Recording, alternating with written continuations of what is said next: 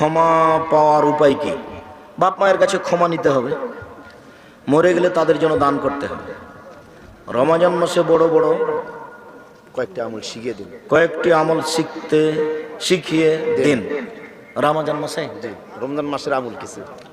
ও রমজান মাসে নফল সালাত যা আছে তারাবি ওটা ঠিক মতন পড়বেন, কোরআন তেলাওয়াত করবেন, তাসবিহ তাহলিল জিকির আজকার করবেন। অভাবের কারণে পরিবারে অশান্তি লেগেই আছে। আমি এখন কি করব? রাতে উঠে 2 রাকাত সালাত আদায় করে আল্লাহকে কান্নাকাটি করে বলেন, আল্লাহ এটা দূর করে দেবেন ইনশাআল্লাহ। শিশুকে কতদিন পর্যন্ত বুকের দুধ খাওয়াবেন?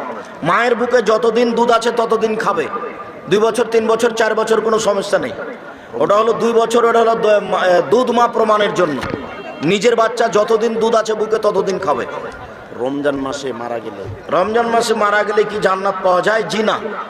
জুমার দিনে মারা গেলে কবরের শাস্তি হবে না বলে রাসূল সাল্লাল্লাহু আলাইহি ওয়াসাল্লাম বলেছে। ফিতরা আদায়ের সঠিক নিয়ম কোনটি? ঈদের মাঠে যাওয়ার আগে দিবেন আর এসে ভাগ করবেন। ঈদের মাঠে যাওয়ার আগে দিবেন। মেয়েদের চুল কাটা বা চুল সাইজ করা যাবে কি? খুব প্রয়োজন মনে করলে মাথার শেষ থেকে কাটতে পারে, সামনে থেকে কাটা হারাম, ছোট করা হারাম।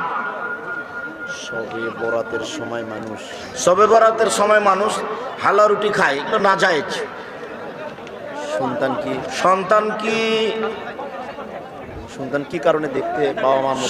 কি কারণে দেখতে বাবা মার মতো হয়? মায়ের শুক্রকীট যদি ওই বাচ্চাদানিতে পেটে গর্ভে যদি আগে গলে যায় তাহলে ছেলে বাপের মতো হবে। যার শুক্রকীটটা গর্ভে পরে গলে যাবে, একসাথে চক্রাকারে ঘোরার সময় বাচ্চা তার মতো হবে। সমাজে কিছু মানুষ বলে আব্দুর রাজ্জাক বিন ইউসুফ গোপনে দ্বিতীয় বিয়ে করেছে। গোপনে কেন করা হবে? ওটা তো প্রকাশ্য ব্যাপার। স্বামী স্ত্রীর বুকের দুধ পান করা কি হারাম? যদি কোনো ব্যক্তি করে থাকে তার করণীয় কি? কোনো কিছু করণীয় নাই। দুধ পান করবে কেন? করলে কোনো সমস্যা নেই। মেন্স বা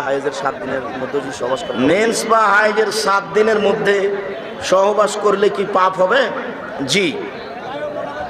হাইজ অবস্থায় সহবাস করলে প্রথম দিকে 1 দিনার 300 টাকা জরিমানা দিতে হবে, শেষের দিকে হলে 150 টাকা জরিমানা দিতে হবে।